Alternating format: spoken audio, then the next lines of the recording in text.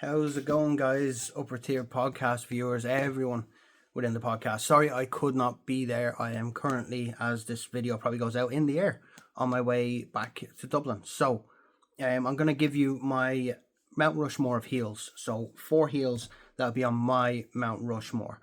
This is one I did not want to miss. I definitely wanted to give my 4 faces on that Mount Rushmore of heels. I'm going to start off with CM Punk. CM Punk is one of my favorite heels of all time. And I say that because when he was a heel, not just in WWE, the Straight Edge Society, his feud with The Undertaker, all of his feuds during his WWE era as a heel are memorable. I absolutely love his heel work. All the way back to IWA, Ring of Honor, where he just played this, person who thought he was better than you and, straight edge, don't drink, don't smoke, don't take drugs. He would be my first face on my Mount Rushmore heels because he was probably one of the most entertaining heels for me in my generation. The second one is Ric Flair.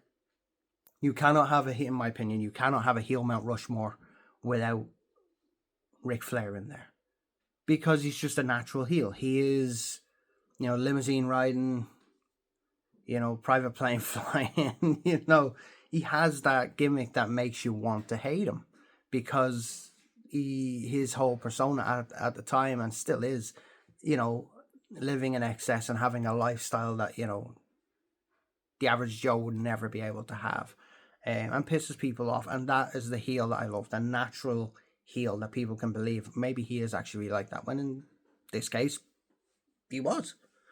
He was living the heel life. The third one is Randy Orton. Randy Orton for me was just one of the most vicious heels in wrestling history. And again, I'm speaking from a generational point of view here. But when you looked at Randy Orton's eyes, when you looked at his facial expressions, his body language as a heel, people feared him. He put the fear in people. And just his general demeanor was just fear. He wanted to put fear in people. People were scared of him. He had this ability, just made you hate him. The way he spoke on the mic, the real kind of, what's the word I'm looking for? I can't think of the word, but he always speaks over people, and he always kind of, just makes people feel. He looks down his nose at people. I can't think of the word. He looks down his nose at people and always kind of felt better than people. Always kind of felt like he could get the upper hand. That's what I loved about Randy Orton. Absolutely loved Randy Orton. Up there on my heel. So that's 3. You got CM Punk, Ric Flair, and Randy Orton. The fourth on that list is, I wouldn't say it's a controversial one, but again, it's a generational thing. Triple H. Triple H is a heel. When you look at his time in DX, his time as Hunter Hearst Helmsley in the early days, when he kind of was under Shawn Michaels, and then you look at from, all the way up to now, the rivalries that he's had with The Rock, with Stone Cold, back with Shawn Michaels again, that SummerSlam 2002 match.